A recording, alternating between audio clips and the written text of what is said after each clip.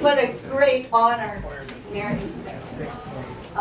Great honor for John to be here, as by all of his friends. Isn't this great?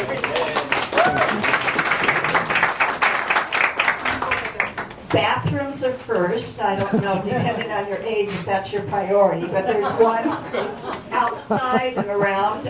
There's also one right behind this first wall, this bookcase here.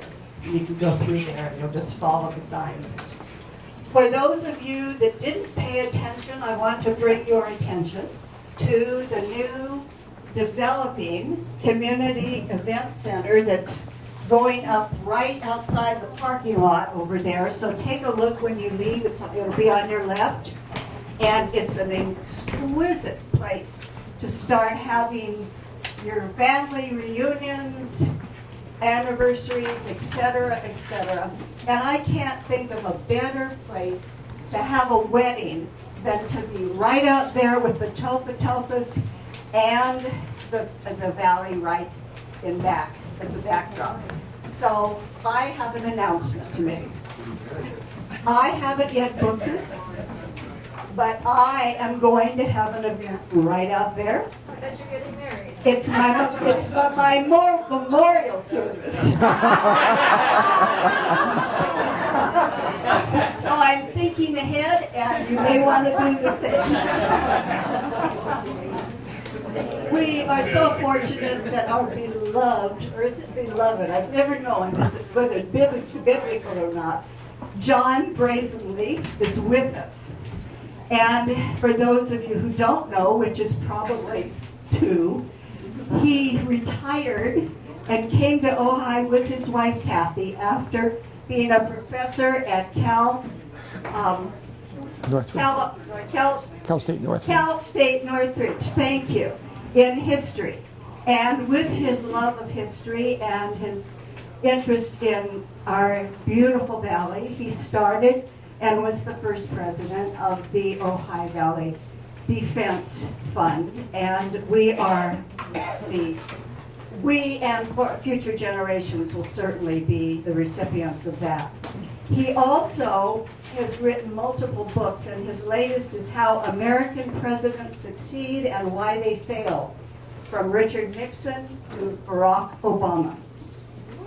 Now, when I was asked to do the introduction, I thought, well, I'm not going to go through his resume, because his resume I'd have to stand on a step stool and read it on down forever, and I don't think you want that. So I chose instead to talk about his name, because I don't know if you know that you are in a select group of people that have one of the most difficult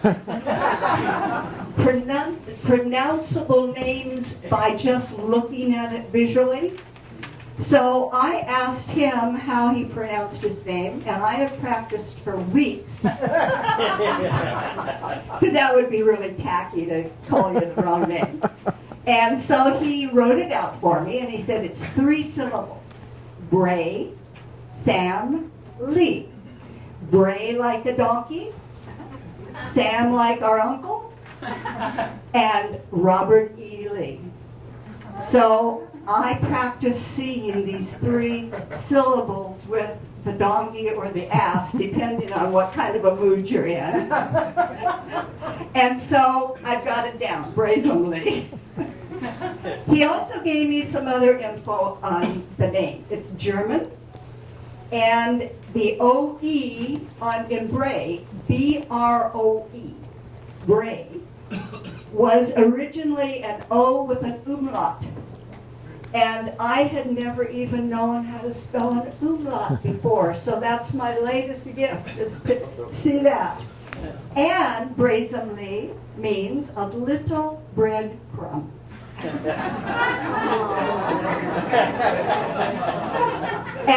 And the little breadcrumb, or the Broesamles, were cast to the poor, and he felt that his family was probably the recipient of all the crumbs. But I must say, you are no longer the recipient. You have not only cast your crumbs to us, but loaves and loaves of bread. And thank you.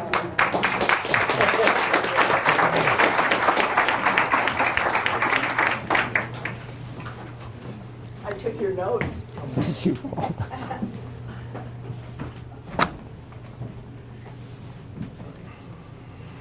Thank you, Paula, for that lovely introduction. I hadn't expected to hear all that information that I provided you about pronunciation. I can simply say that those of you with names like Jones have no idea. It is working, but you have to talk to Have no idea how fortunate you are. Is that better? Yes. Good. I lack mic discipline, I'm sorry. On here, John. Turn the mic on. No, Tilt it. it is on. You have to tilt it. It's actually on. Is that up? Is that better? That's good. You have to hold it this way, straight out. Good. Hide behind it. All right, we need to work with this a little bit before. Is that better? Good. Good, good, good. Paula, again, thank you. My thanks to the Ojai Retreat, Ulrich, and the board, and the wonderful staff for the invitation to speak here today and for making it so easy. If I could keep my clip light on and my mic functioning and all of that holds together. And finally, I want to thank all of you for coming. I'm honored, deeply honored by your presence on a fine Saturday afternoon. Thank you so very much. As you came in, you were given an historical timeline that showed the progression of the events I want to talk with you about today. And I know that many of you will see yourselves in it, and you participated in these events. You've read about them. You still can't hear. Better? Hold it up. Hold it like Is that better? like you're gonna drink it. Like you're gonna drink it. We worked on this yesterday, and 45 seemed better, but now it seems that vertical is better, or horizontal. So we'll work on that. Hold me to it, because I tend to wander away from my mic. Thank you. Anyway, many of you will recognize yourselves in this timeline because you were part of it. And I'm going to be presenting what I know about this tale, but many of you know things that I and others in the audience don't know. And so what I would ask is that we orient this toward, in the end, a dialogue among ourselves, questions, answers, comments, stories, additional tales,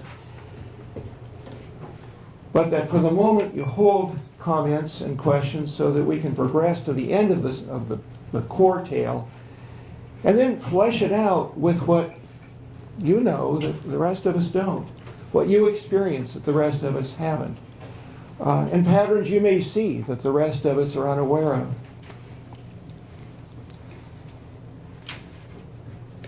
This is from Vogue magazine last October. Nestled in a valley at the foot of the Topa Topa Mountains, some 80 miles north of Los Angeles, the sleepy town of Ojai has a well-deserved reputation as California's very own Shangri-La. You knew it, didn't you? The idyllic valley town, picturesque enough to play the role for a few seconds of Shangri-La in Frank Capra's film version of Lost Horizon, has long drawn seekers, including the Indian sage Krishnamurti, John Lennon, and Yoko Ono.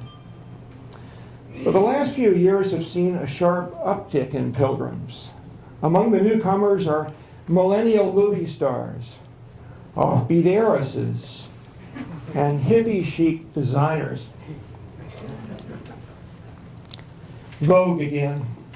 Ojai has become the under-the-radar getaway of choice for LA's Hollywood A-listers. Well, is Ojai Shangri-La? I would imagine it's yours. I know it's mine. It has been for a long time. If it weren't for Ojai, Kathy and I would have left California a decade and a half ago. We wouldn't be here.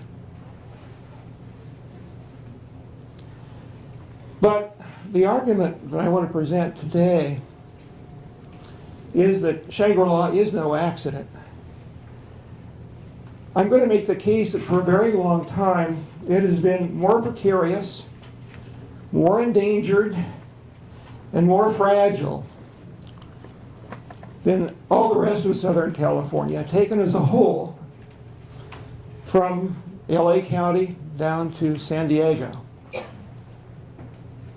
Ever were endangered or precarious or at risk. There's something both uniquely gratifying and rewarding about this place, but also uniquely vulnerable.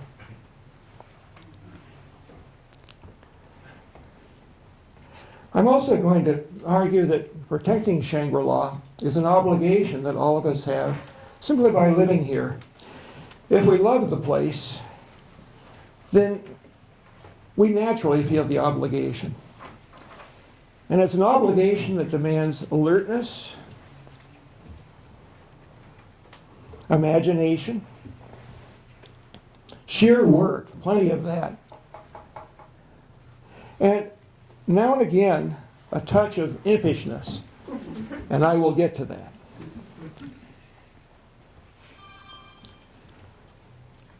I didn't always understand Ojai's precariousness. As Paula mentioned, Kathy and I came here a long time ago. And when we arrived, we bought in the late 80s, we consolidated our lives here, we retired here.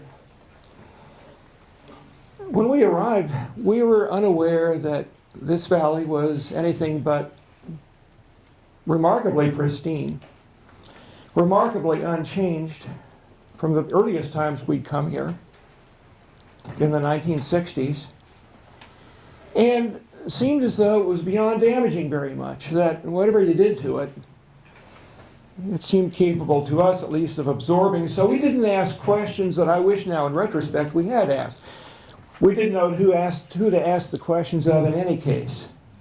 We do now, and many of them are here in this room. But it was too early for us, and what we craved when we came here was anonymity. We had been involved in civic affairs in the East County, in the Conejo Valley.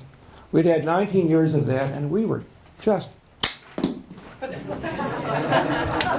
Peter, let's just get rid of it.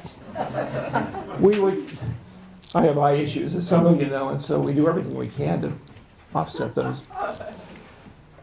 We did everything we could to remain out of the mainstream once we came here, to be as anonymous as we could.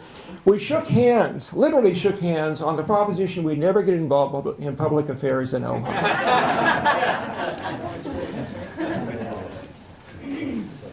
There were a couple of things we did not know that changed that. One is we didn't know a thing about the community. It's the community, as much as anything else, along with this breathtaking setting all around us that brings one out, even despite one's best intentions. But the other thing that brought us out was the dawning realization that Ojai was threatened, and it had been for decades. We just didn't know it.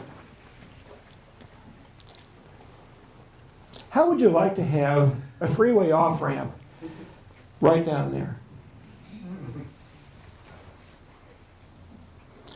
How would you like to have a very large shopping center with an anchor store just north of Nordhoff High School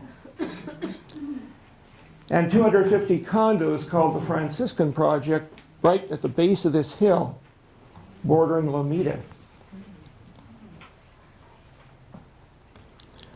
How about 10,000 homes on Lake Casitas? 10,000. A city of 25 to 35,000, or roughly 3 to 4 times the present population of the city of Ojai. And how about that city on Lake Casitas with an open pit uranium mine just above it to the west and north?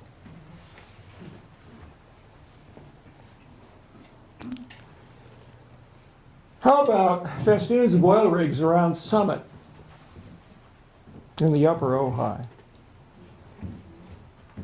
How about a petrochem refining plant at the mouth of the valley, double the size of what's being torn down now?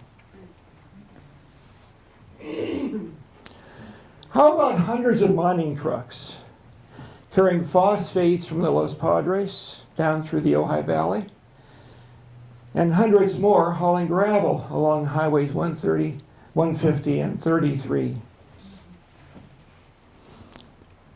How about a giant landfill also at the foot of the valley in Weldon Canyon? It was that last one that broke Kathy's and my illusions that this valley was unthreatened. That got our attention in the 1990s. Weldon Canyon.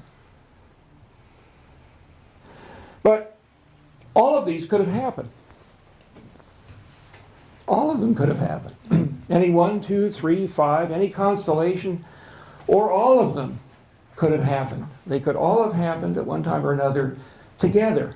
And if they had happened, I doubt that very many of us would be in this room today. I know I wouldn't.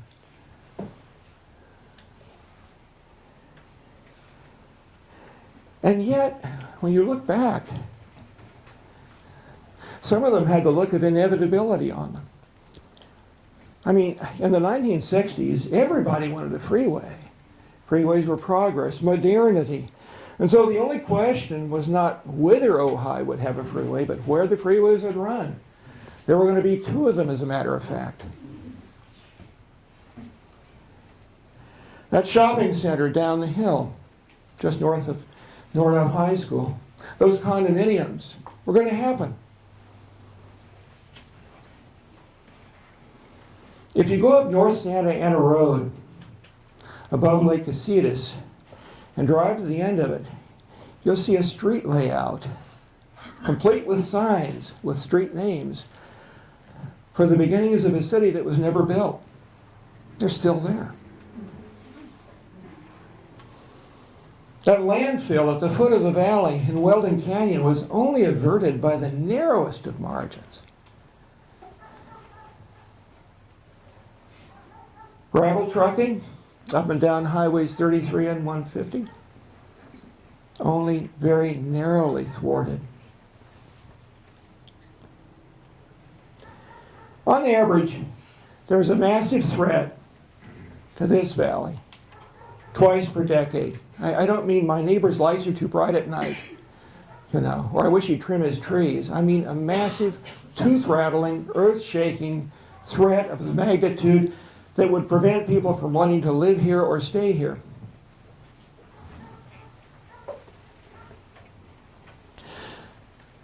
This map is here just to make that point. It's a simple point. Is Vicki Peters here? Vicki? Vicki did the map through David Magny Environmental Consulting. The 2 of them supported, and Vicki developed this map. And it's also available online interactively. But the point that it makes is that every part of the valley has been threatened at one time or another, because if you look at the images, they show where the threat arose. Nothing's been immune, nothing's been protected. People in different parts of the valley sometimes have the feeling, well, not my place, not my area, not my region. And yet, this map denies that. The handout that we gave you denies it as well. The threats have emerged just about everywhere, every region of Ojai. And that gets to the reason of why we're more vulnerable, in my opinion, than any other part of Southern California, broadly speaking, and over the long haul. Certainly any part that I'm aware of. A good many of the threats that we'll be talking about today and that I've just sketched have to do with classic urban sprawl, the stuff we're used to, just paving over Southern California. We know about that. But there's another dimension here that is different. Urban sprawl, yes, but the other is natural resources. We're rich in natural resources, and that puts us doubly at jeopardy. Of the great threats this valley has faced that I sketched, I named 8. 3 had to do with classic sprawl. 5 had to do with natural resources. uranium, gravel, phosphates, petroleum. It's our rich natural resource base that doubles our vulnerability to depredation, to the kind of threat that would drive people away and prevent them from wanting to live here. Another point that's important to make is that all of these massive threats that have occurred over the past half century were mounted by interests outside the valley, not from within, always from without. Interests that acted without any regard for the well-being or welfare of people who live here, and who didn't go out of their way to consult people who lived here at all. Big developers, big investors, very large international and national corporations, Waste Management Incorporated, Homestake Mining Company, the uranium proposal, U.S. Gypsum, the phosphate gambit. What thwarted them over the past 50 years or so has been Ojai's genius, ingenuity, guts, and spirit. Doesn't that sound saccharine? The spirit of Ojai. It just treacles. And yet all of us, I think, no, there's something here. There's something about things happen here that don't happen other places. Just as an aside, for me, finding this place and coming here was a kind of salvation from an academic career that had its measures of frustration. As any of you who've been in academia can attest, and I would argue that mine were worse than most. When we got to Ojai, I was gutted out, not just from 19 years of battles as to how Thousand Oaks was going to develop and what it was going to become, but from struggles within my department and my university. So that's why we'd had it. We just had it. But Ojai's worth it. Ojai won't leave you alone. It gets in your marrow. And eventually, somehow, it draws us out. I'd like to provide a couple of examples. In the 1970s, as I've alluded, U.S. Gypsum proposed to strip mine phosphates in the Los Padres and ship 100 truck and trailer loads one way each day, down to 33. Along with the air pollution threat of that, all that haulage, there was the fact that our waterways were going to be very suddenly rich in sulfuric acid. The public rose against it. In fact, one public hearing drew 1,800 people, 1,800 out of this valley. Then, in the 1970s, they petitioned Congress. People were very, very angry. But then something else happened. There was a twist. And it involved one individual who lives up on Del Oro right now. Patricia Dwight Weinberger. Do you know her? Pat Weinberger? Some of you do.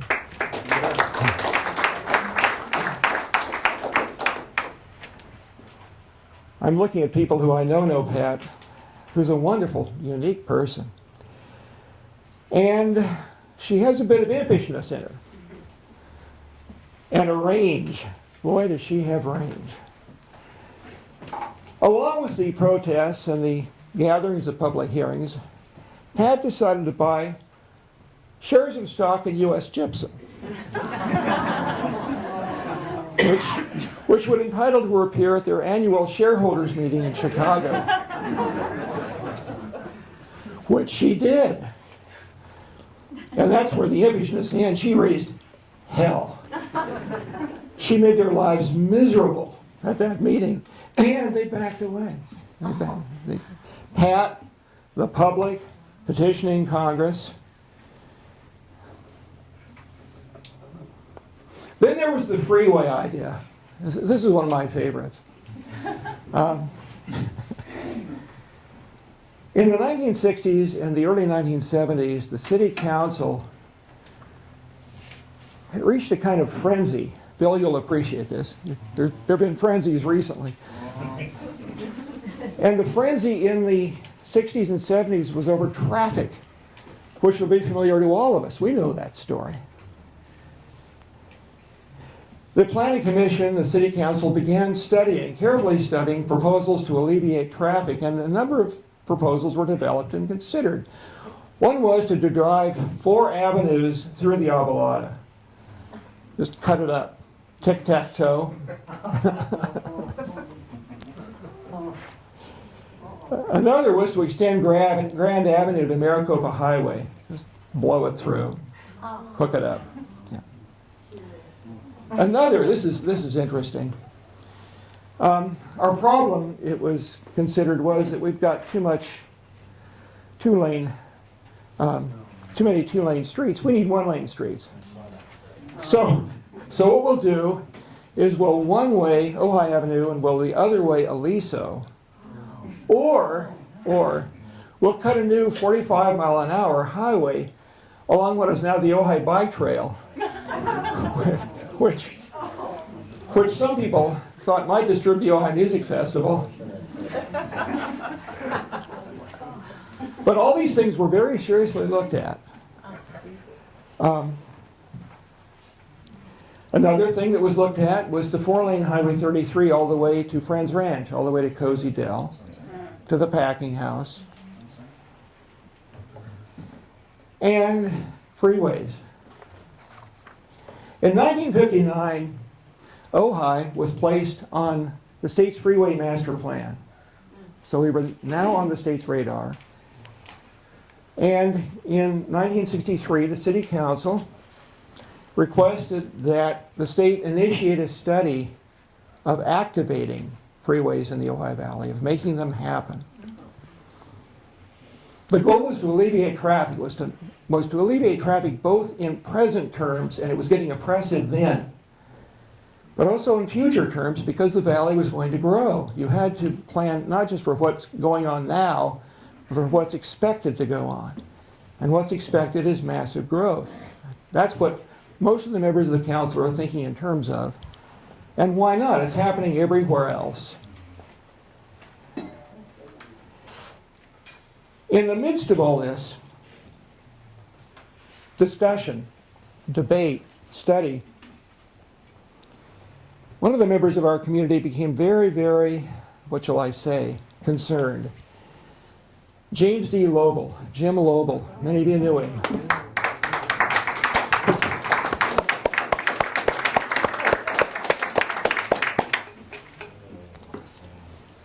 Concerned enough that in 1968 he ran for city council, where he served for 28 years, 5 times as mayor. By the time that Jim arrived on council, the state was actively studying freeway routes. Several were laid out. It was also studying land acquisitions, but it took some time for that to materialize. A group of activists claimed the state actually had a land agent looking at acquisition routes and acquisition deals at that time. State denied it. But then finally it was disclosed that, son of a gun, yes, there was a state agent here looking at transacting land deals at that time. There were various routes that were in consideration. One would run north of the city, so that's where this off-ramp would have been, down here. Another was going to go up Lion Canyon. That was another considered route. For a time, that was considered preferable. If you had to have a freeway, let's get it as far away from the city as you can. And other routes were considered as well. I mean, there was a lot in play, a lot in play. Essentially, what would happen then would be Highway 33 would tee into whatever the east-west route turned out to be, and that would run from Carpinteria to the 5.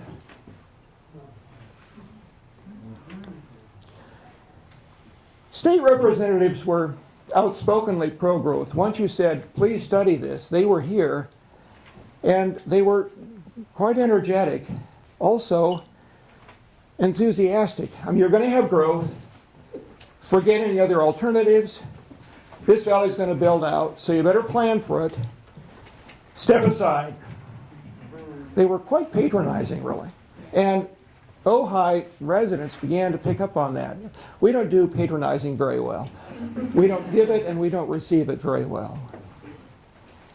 And so it's interesting how when you follow the press, the agitation starts to rise, in part because people feel as though they're being looked down on, and get out of the way, Sonny. You said you wanted it, now we're here and we're doing it. The goal was to have the freeway done by 1990. But Jim Lobel's position was, and I'm quoting him, "We don't want the valley to be paved from one side to the other."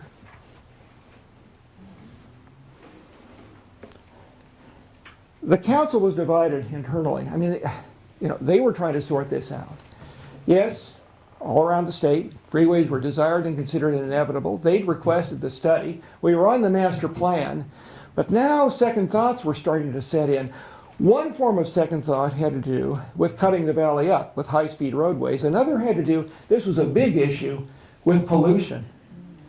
Air pollution was a huge issue. The valley was much more polluted then than now, and people were concerned about what's going to emit the fewest pollutants.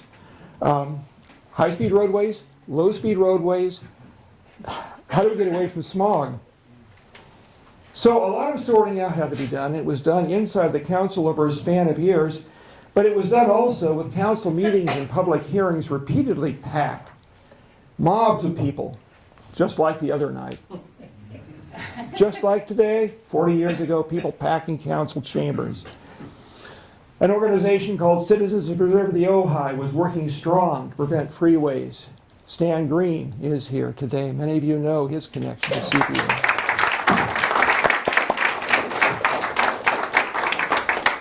Inside the council, the opposition was led by Jim Lobel with the aid of another wonderful council member, Monroe Hirsch, who many of you knew or knew his widow, Whitty, a lovely person, and by city manager Johnny Johnston, who lives right in Ojai today.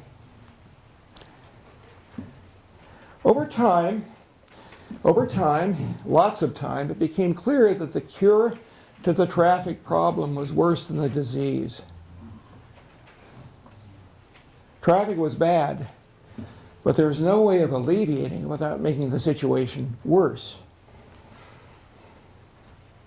And so finally, in 1971, the City Council voted unanimously on a motion by Council Member Jim Lobel to remove the Ojai Valley from the state's freeway master plan. And following that, the other proposals, cutting up the Arbolada, running Grand Avenue to the Maricopa Highway, and so on, dissipated and disappeared. I would like all of us to recognize and give a very warm round of applause to Jim Lobel's wife, Dorothy, right?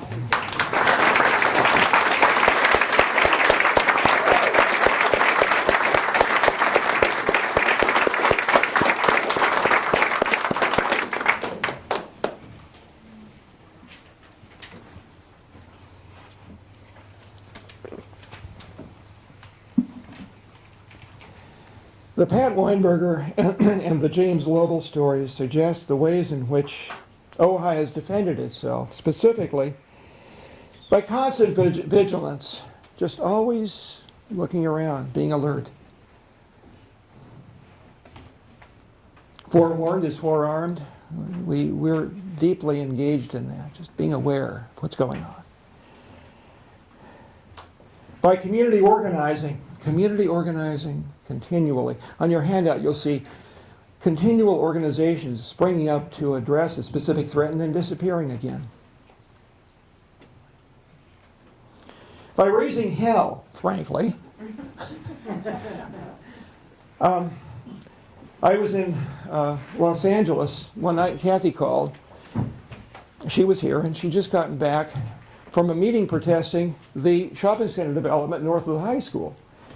She said, I was in Nordhoff Auditorium, and it was packed.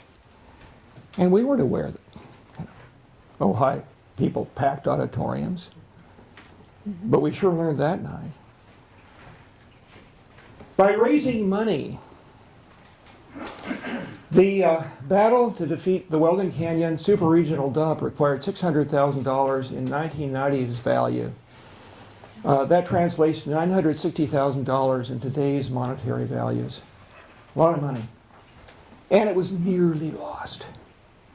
Nearly lost. Another means by which Ojai has prevailed is by wearing the bastards down. Don't you hear this over and over again? You people never go away. We're nice, but we're persistent. The state of California wasn't asking, does Ojai want freeways? Simply a matter of when and where. But people like Jim Lobel and Monroe Hirsch just kept saying back, no, not now, not here, not ever. No. And eventually, I mean, they were you read the accounts, the state representatives, the engineers are disbelieving, but they finally get it. By deft maneuvers involving government, another critical means that we've used to protect ourselves. For example, to defeat the plan for a city on Lake Casitas, the Teague Memorial Watershed was established, which banned development of houses and actually over time removed houses that were there in the watershed to begin with. One of the ways in which this was achieved was by memorializing Congressman Charles Teague, who wasn't really very memorable. But we memorialized him anyway. And we should all be grateful to Charles Teague's memory. It took a full act of Congress to halt the uranium mine. Legislation. Another way we've done it is by going to court. It makes us cringe. But it's been a very reliable last resort. In fact, the Ojai Valley has set California case law twice that I know of. Carney v. City of Ojai was a case that emerged out of a plan to put an Albertson shopping center just northeast of the hospital, just up the other side of Maricopa Highway. There was going to be a shopping center down here, and then one across Maricopa on the opposite side. 14 acres there were going to be covered with shopping center. This was in the 1970s. Well, the city council wasn't compliant. Carney's went to court. Out of that came the case Carney v. City of Ojai, which set California Environmental Quality Act law and state case law in terms of the ability of a city council to set land use policy and standards. And by the way, within a year or two behind us, the Cardis proposed yet again another development on that land. They're still out there, proposing to develop those 14 acres. Another case, Whitman v. Ventura County. How many of you knew John Whitman? Lovely man. We lost him recently. Lovely, lovely man. Who lived in the Upper Ojai. Family still does. And here in town, the Whitman family.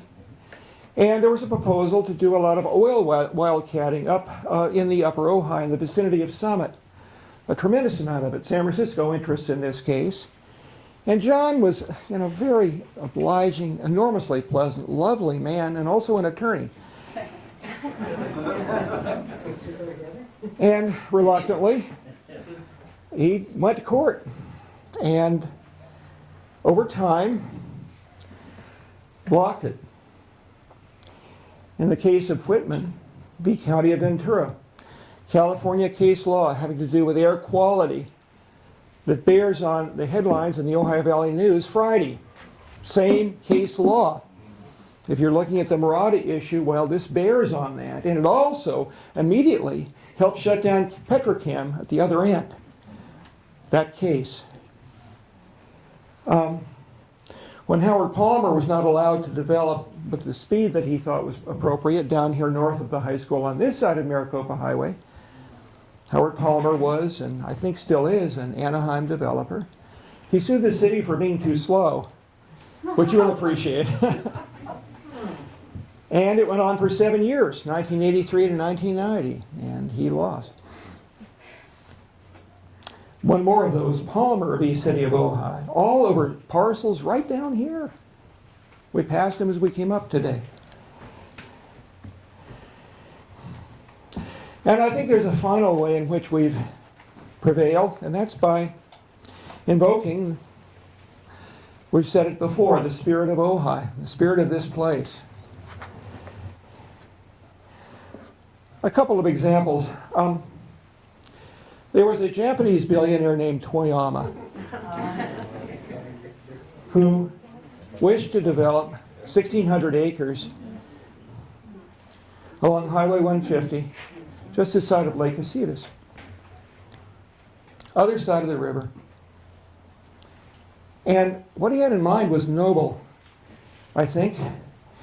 He wanted to create a 200-acre golf course and housing, large-scale housing not in number but in scale of homes, and a large golf club in the context of which people of his financial stature could come and discuss world peace through golf. And for those of you who are golfers, that's not a bad idea. I mean, everything else hasn't worked, why not? So Toyama worked and pushed to get this through, and there was resistance and back pedaling and back pushing. And around 1997, the then president of the Ojai Valley Land Conservancy, Mansfield Sprague, Manny Sprague, lovely, lovely man,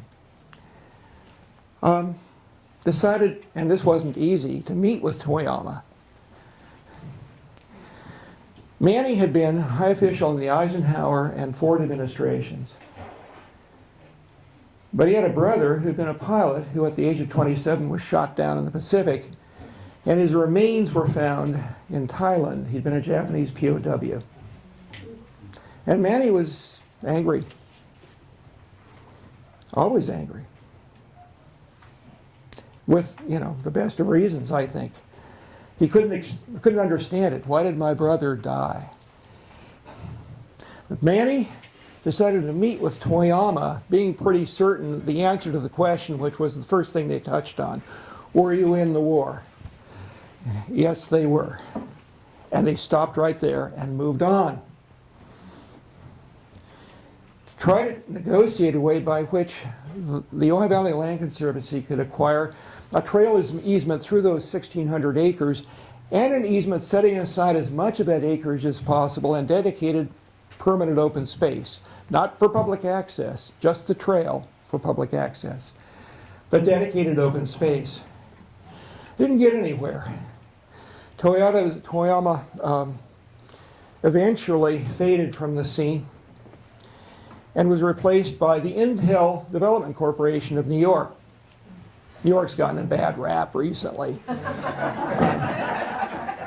Its principal, Gary Barnett, develops large-scale real estate properties in Manhattan. That's what he does. And having bought the Toyama assets, he wound up with this stub, this thing, in unknown territory, which he needed to get rid of, do something with, develop, hopefully. That was the plan. So, our job then in the Land Conservancy was to make contact with Intel and establish credibility with Intel as a negotiating partner. Trail easement, as much open space as possible. So that was my job, to be the, go-between. I called their representative and she said, "Who did you say you were?" It was almost from where? You know, she wasn't used to anything this side of Chicago. And I began calling her every month. We had our monthly conversation. And she began coming out here, not because of me, but because they had to do something with the property. So she began coming out, and when she came out the first time, she was out of some scene in New York nightlife. I mean, it was, my eyes were assaulted by the jewelry and the leather and all of it. And so clearly she didn't understand the spirit of Ojai. But she kept coming back. And as she came back, she dressed down and down. To the point that she started to look more or less like me, female version.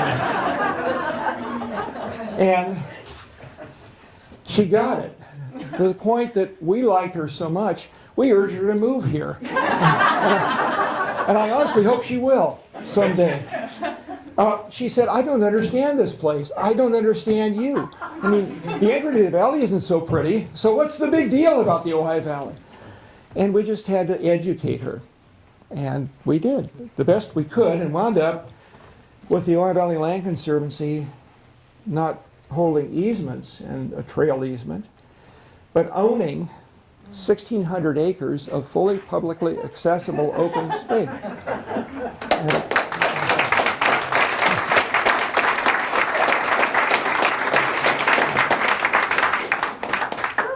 It's a wonderful outcome. I had so little to do with it, I'm embarrassed to say. I was the leg man, not the negotiator, but it's worked out awfully well for all of us, I think.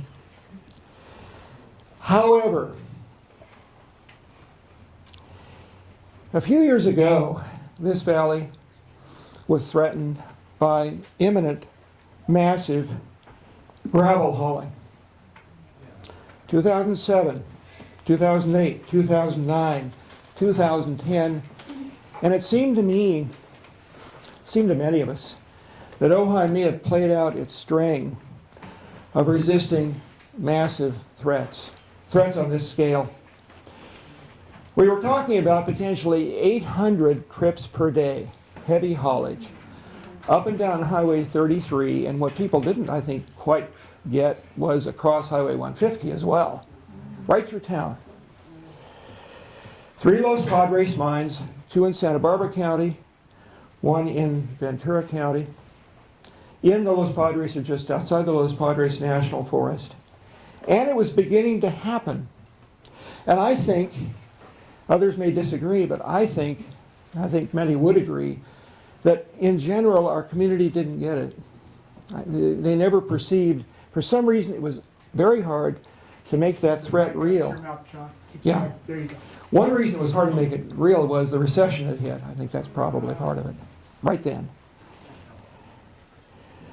But because the community was not fully aroused, insufficient hell was raised, and insufficient money was raised until finally the Ojai City Council came in, stepped in with $50,000 a year to help fund Stop the Trucks.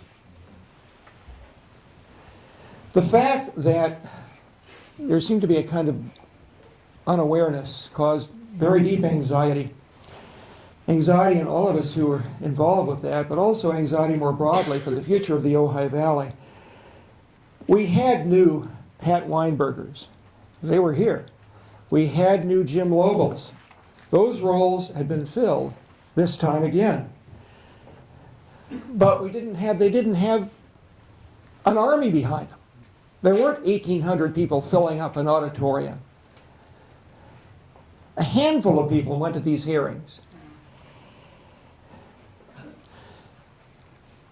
In a way, the panic was good, because out of the anxiety over whether Ojai had given up the ghost on preserving itself, there came an epiphany, a genuine epiphany.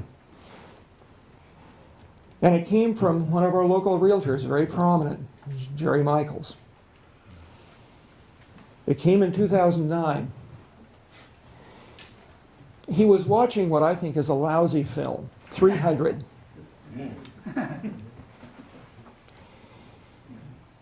It's about the Battle of Thermopylae in 480 BC, in which, in one of history's most famous last stands, 300 Spartans and a few others held off a Persian army under Xerxes of between 100 and 150,000 at a pass called Thermopylae, this narrow notch in the land. So Jerry watched that film, and he asked, who are Ojai's Spartans? Where are our 300? That was the epiphany. And the plan, the idea, as he initially framed it, and then as it matured and developed, was a standing war chest in place, a legal defense fund for the Ojai Valley to fend off the worst threats, the big threats, the massive, twice per decade on average threats to our environment, our local economy, our well-being, and all those things that would drive people out of the valley, lead people not to want to move here. This would be a nonprofit. It would be all volunteer. It would need $1 million. Initially, $500,000 was considered, but attorneys right and left said, no, no, no. To get the attention you want to get, you need $1 million. Because what you want to do is fend them off. Keep them from coming in the first place. You don't want to have to fight them in court. Discourage them. And $1 million is a large speed bump. It's very discouraging. Sufficiently so that that should be your threshold.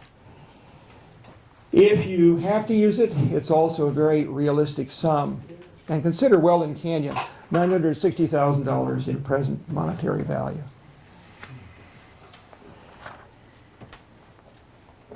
This was the idea behind the Ojai Valley Defense Fund, and yet, as we looked at this, we got a lot of advice not to move yet. Bad time, don't act. The recession's on.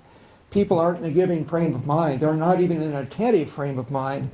You're going to fail. You don't want to fail, so just stop. Don't do it. We felt we couldn't stop. We had to try because the gravel truck threat was right here. It was in our faces. It was, I mean, literally, the stuff was blowing off the trucks against our windshields.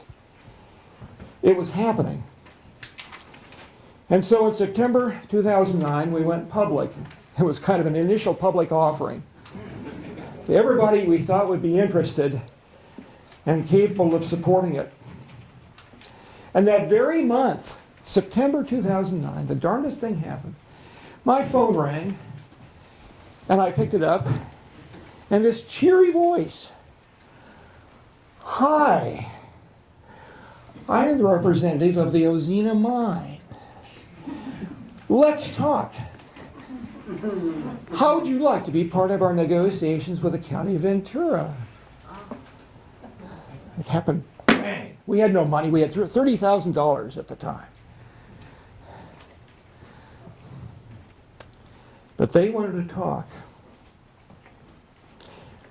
A few months after that, the CEO of the largest mine of all said to Michael Shapiro, who many, is Michael here today? Many of you know. Either way, he's in San Francisco. Okay. Michael was, along with Howard Smith, heading Stop the Trucks. And this gentleman said, you know, I fought you guys in court already, in hearings, not in court, in hearings, in legal preparations for court. It's cost me $500,000, and now you've got this legal defense fund. So I'm sending my trucks north to Highway 166. By no means did the defense fund do the job by itself. We were late to the game, and it's a fortunate thing we made the game at all, but I think the game might have gone on a bit if we hadn't. Stop the Trucks was the frontline organization, just like Stop Weldon Canyon had been. Stop Uranium Now had been in the 1970s. But what we were was a bank. We were the green eye shades guys. We were the money behind the position. And there's no other organization that we know of. I'd love to hear of one. I'd love to converse with them. But we don't know of any yet that is quite like this. It's a standing legal defense fund in position in advance of future threats. It was designed to meet one, but then to be in position to anticipate future ones. So that in the future, Ojai wouldn't be caught napping, wouldn't be caught behind the curve, wouldn't be having to play catch up as we'd always done, raising money too late to the game, and having to fight from a defensive position. But this time to be in a position to dictate terms and outcome. And if necessary, to sue the bastards. At present, Ojai has over 600 Spartans, over 600 supporters of the Defense Fund, and the fund is between 60% and 2/3 of the way toward completion in funds in hand, and well over that in funds pledged.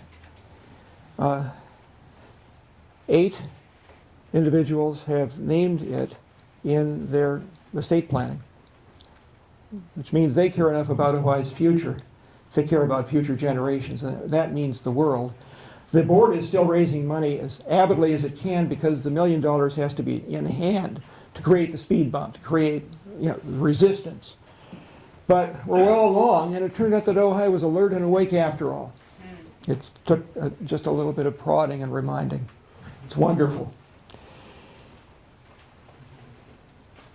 We've given you the brochures that, or the handouts that outline the threats. There are Defense Fund brochures on several tables here, outside there, in case you have an interest. Many of you are already supporters, and some extremely generous supporters, in fact. Board members and so on here today as well. Even despite the effort that's gone into the Ojai Valley Defense Fund and the dedication that has come in behind it in the form of support, even that's not enough.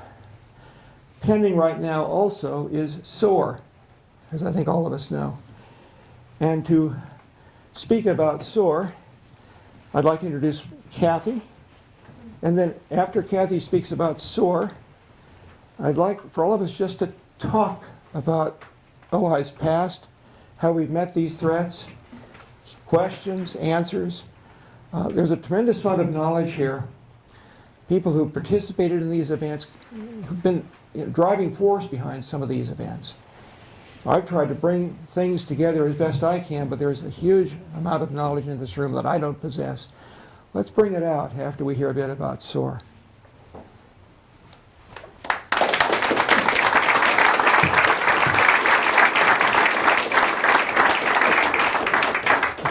I'd like to invite those of you who haven't already signed a SOAR petition to do so today. SOAR stands for Save Open Space and Agricultural Resources. And John has been talking about the Ojai Valley preservation today. SOAR is to preserve our entire county. And so it's a wonderful adjunct to what he was talking about, and it's so very important. SOAR is the law right now. It was passed in 1998. And SOAR, because of SOAR, the entire county has to vote on any proposed development in an agriculturally zoned area or an open space area. And before that, there could be a 3-2 vote on the Board of Supervisors, and there could be a huge development put into our open space, but not because SOAR is in place.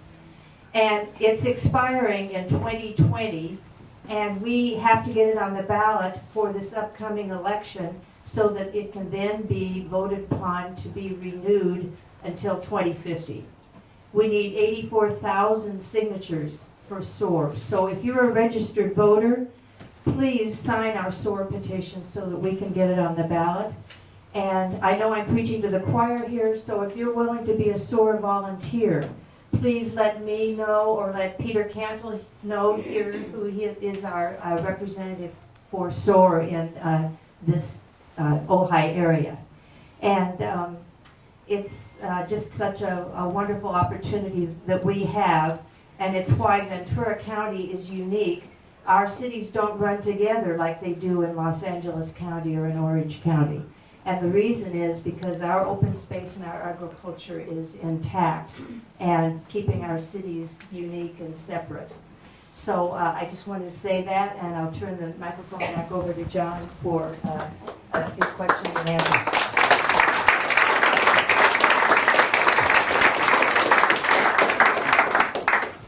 You can see why I always ask Kathy to follow me. I never follow Kathy.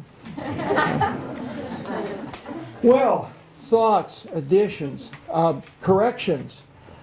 What comes to mind? As I say, many of you participated in these events. John, would our theater fall into any of this? Repeat the question. I'll repeat the question, but I did. Would the theater conundrum fall into any of this?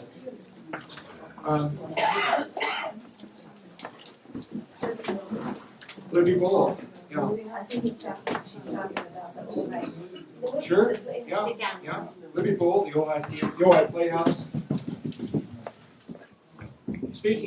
Speaking not the defense fund, speaking for myself and my perception of its position would be the criteria by which the fund funds grant applications, supports frontline groups that are dealing with these macro threats, as I call them, suggests that the issue has to be of import to all, a great majority, or at the very least, a very significant plurality of the people of the valley.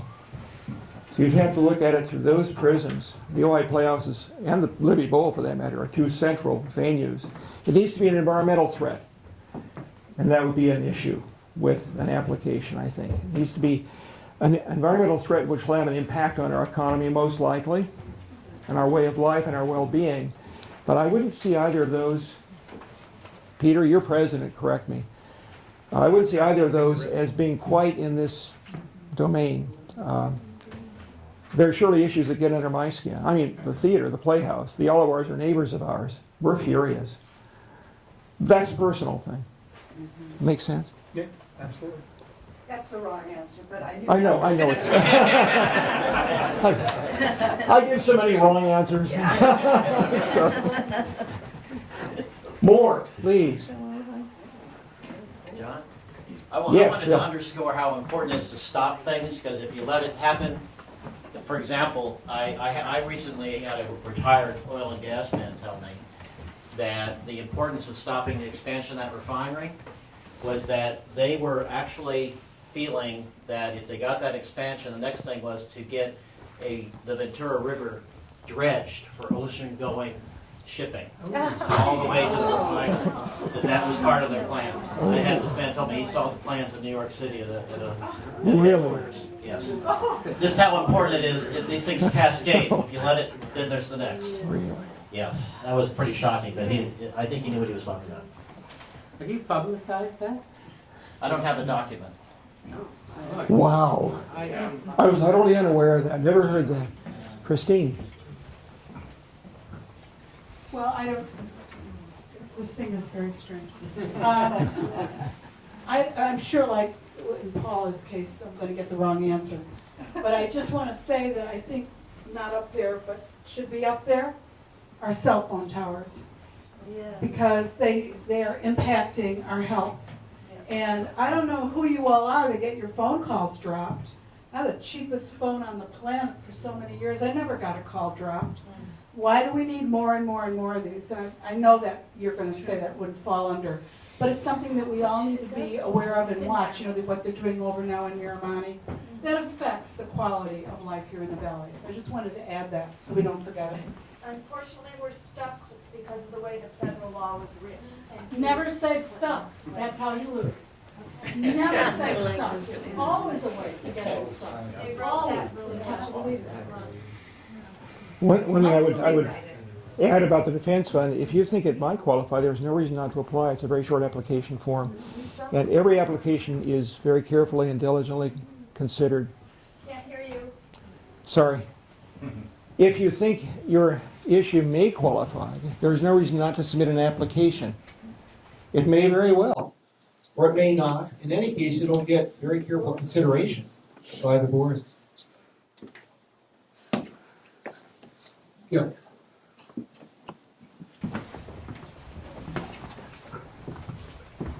To that point, I think rather than maybe disappointment for, John laid out what it's for, maybe it's a model for local issues, a defense fund type scenario. And for those kind of issues, because the theater affects us greatly, we're right downtown, we miss it greatly. But rather than maybe voicing disappointment for this, let's start a different defense fund for local issues. It's just a possibility. I nominate Gil.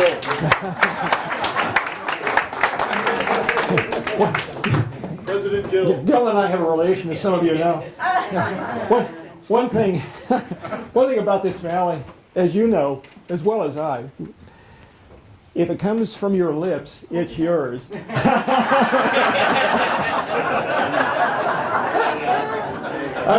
I've caught myself more times. I was asked if I would help out this Defense Fund initiative. Sorry. Get some water there, Ken. I was asked if I would, pardon me, that's why I'm not teaching anymore, if I would pitch in. And I said, of course I'll pitch in. Now at the time, I was blind, and I was being assured by UCLA I'd never see again. So it was easy, very easy to say, of course I'll pitch in. And then I got my sight back through a miracle surgery. And 2 weeks later, we were rolling, a lot of us together. But this valley is, I won't mention other places, but there aren't many. I can't think of any I'd do what I've tried to do for in the way that Ojai just demands you do it. It's worth it. This place is worth it. It's a last surviving slice of old Southern California. And what else is left? It's the California some of us grew up with its own unique Ojai twists that make it so special and spiritual to many of us. Other thoughts? Too much of me. More. Yes, Sonia. I just would like to have the Sea Frog group acknowledged and its representative, John Brooks, that I saw here somewhere today. Thank you. John? Yeah. Would you like to speak then? I would just say the price of oil, if the price of oil goes back up again, we're in big trouble. The downturn in the price of oil has taken the pressure off, but as the price was up $150 a barrel, there were oil companies were buying up leases all over the county, including in the upper Ojai, where pressure is still present. And fortunately, the prices dropped. $50 a barrel or whatever it is now. 30? Under 30. Well, that's saved our bacon a little bit, and the whole fracking fears have diminished because they can't afford to get it conventionally. So we have a citizens group called Sea Frog. I'd be happy to give you our little a bookmark if you're interested, but that's not why we're here today. Just to build on that, just slightly. John, if I can take some of your airtime that you so gracefully relinquished, Friday's Ojai Valley News, and it's not fracking. It's an issue having to do with air quality that, and I'm hypothesizing here, could conceivably invoke, Whitman v. County of Ventura. I mean, it's collective air quality and specific air emissions, and that's what that was about all those years ago. I'll just say this too. Now that you mentioned lawsuits, we have filed a lawsuit against Ventura County involving 9 new wells in Santa Paula Canyon that they want to develop, that CRC wants to develop. We believe that the Ventura County Board of Supervisors should have ordered an environmental review of that project, especially considering that they never studied the impact on the steelhead fishery there and a variety of other condor issues that are there, air pollution, spills. There's a whole litany of things up in Santa Paula Canyon that need to be studied before this project goes forward. So that's something we have in the courts right now. one thing I'd add just briefly, vigilance has always saved our bacon, and frontline organizations have always been the key to that, almost every time. And frontline organizations with names that start with stop tend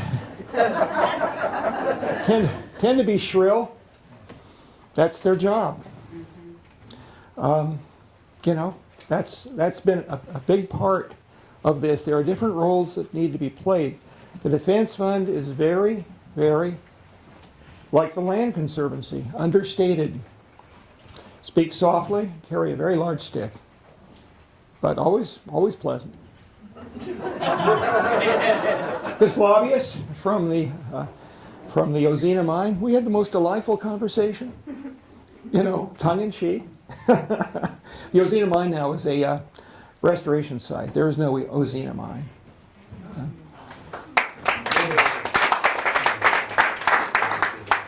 Questions, thoughts, facts out of the past. This one is a shocker. I mean, it sounds like Louisiana, doesn't it? Turn the Ventura River into a bayou. What other things? What has been overlooked? Yes, in the back.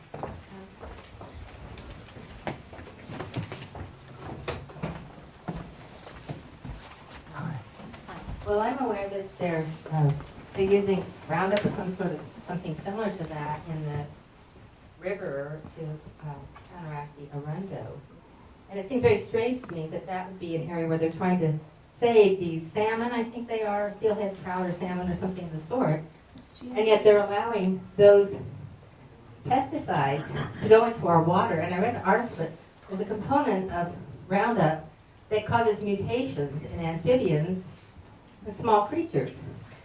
And how can that be allowed in this area? And is anybody doing anything to stop it?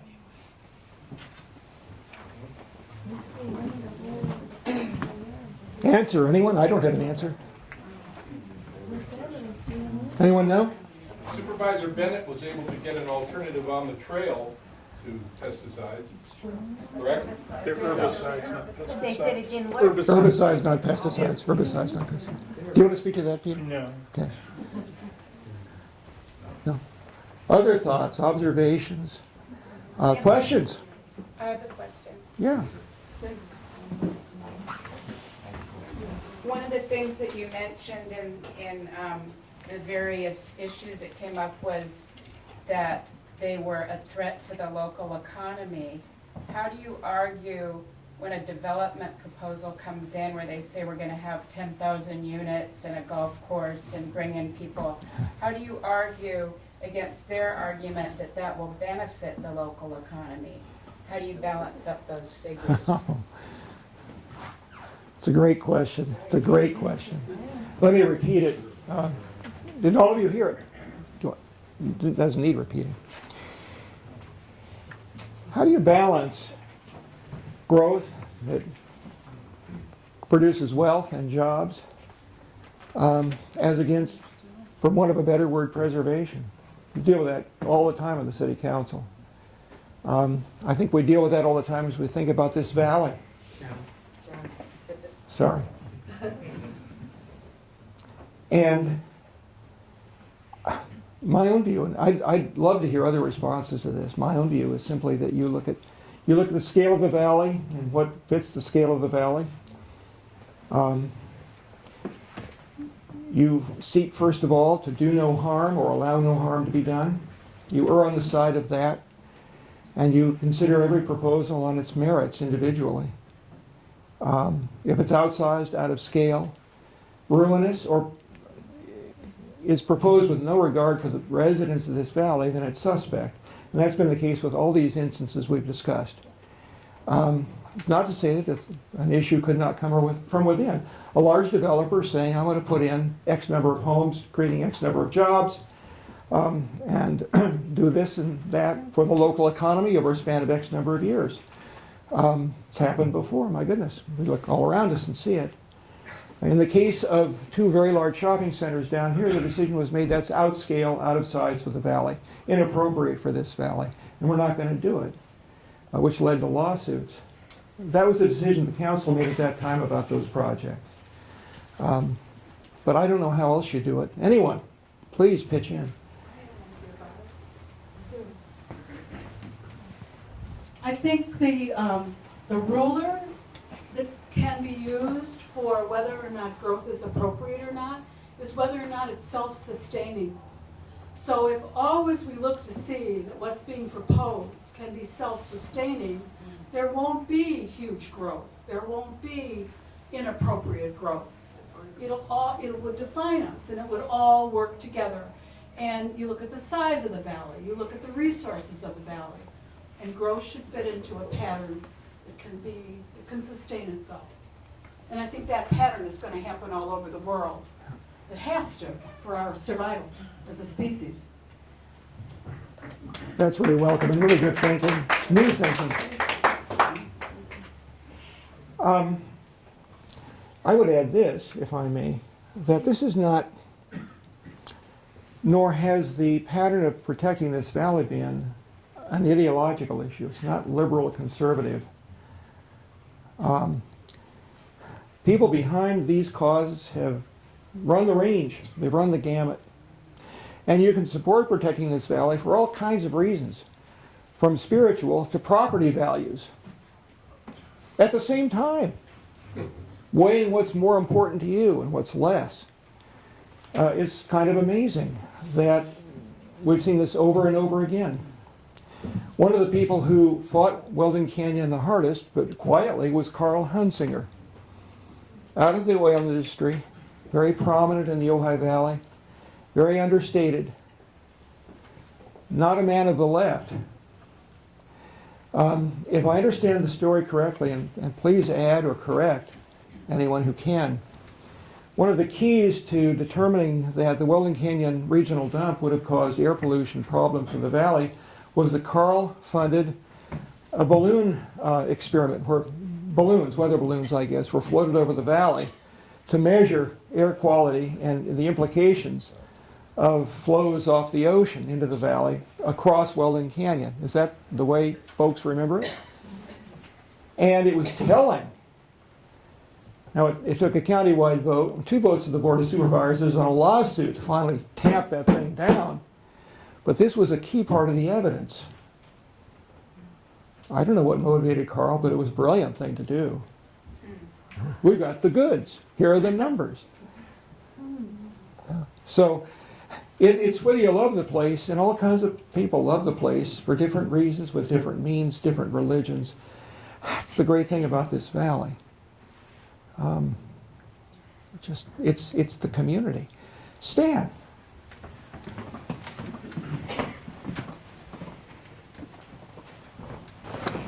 Thank you for a wonderful presentation.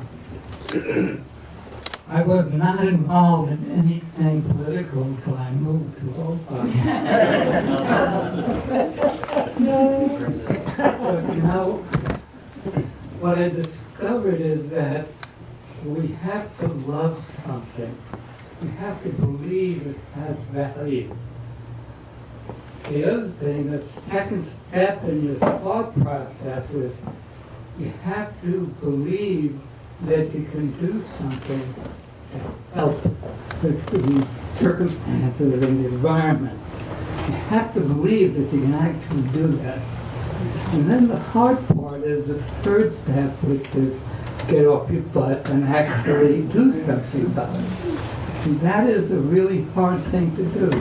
And we've been lucky because this is such an amazing community in terms of its intellect, its understanding, its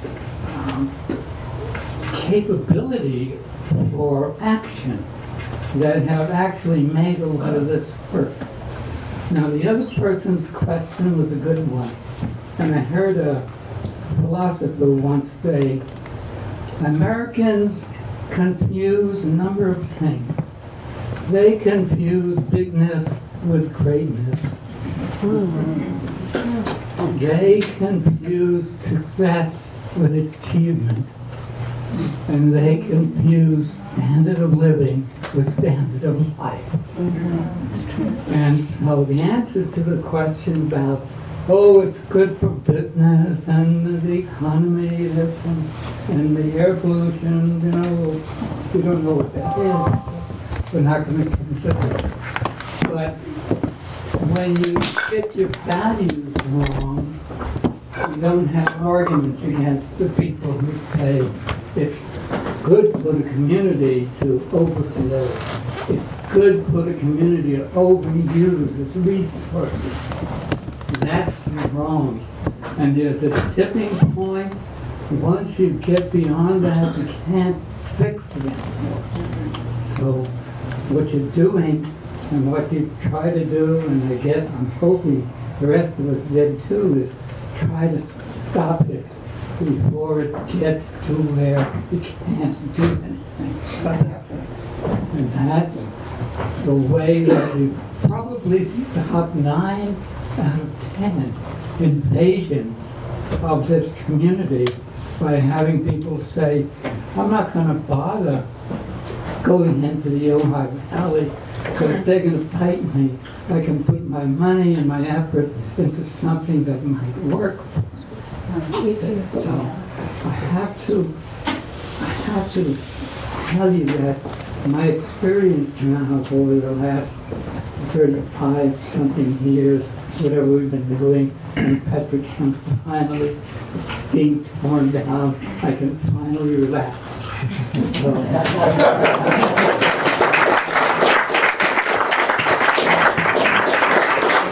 this is a community, this is an area that's worth saving. Don't never lose sight of that. Don't get fooled by all of the things being held out there, you know, to make something better for somebody, but not necessarily us, you know, the people. So we're doing good, you know, but we have to be vigilant. That's the only thing that's going to save us and make other people say, hey, you know what? We really want our communities to look like theirs. So let's not move in and destroy what it is that we think is so wonderful about Ojai. Because that can happen. I remember people coming in and saying, yeah, let's build that big market out there, but I can't find thread, you know. And Nina and Shelley would say, I've got a big place downtown, but nothing but thread in it. So she didn't buy that argument. So thank you. I think you've really gotten deep into it, and I appreciate your insights.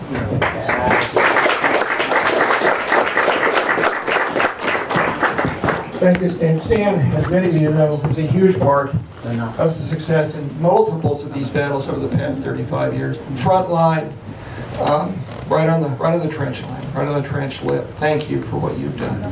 Question in the back. Well, I'd just like to thank you, John. Quick note, as a young recent graduate about 40 years ago, in 1972, I stood up in front of 300 people, and since I love to draw pictures, I see everything in pictures.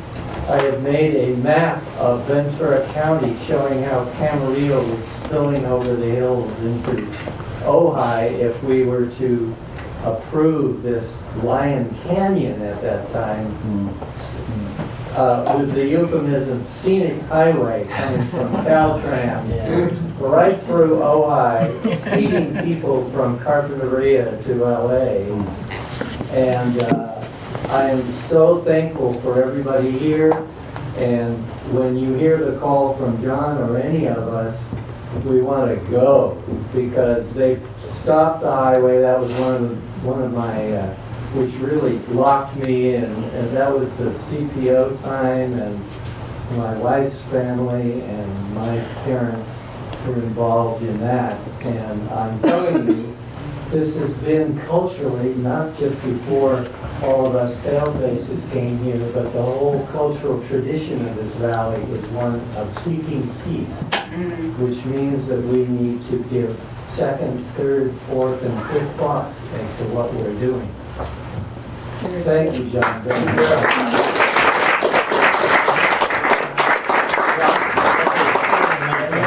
We have our county supervisor listening in too today.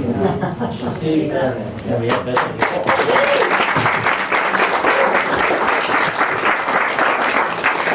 John and Betsy like to say something.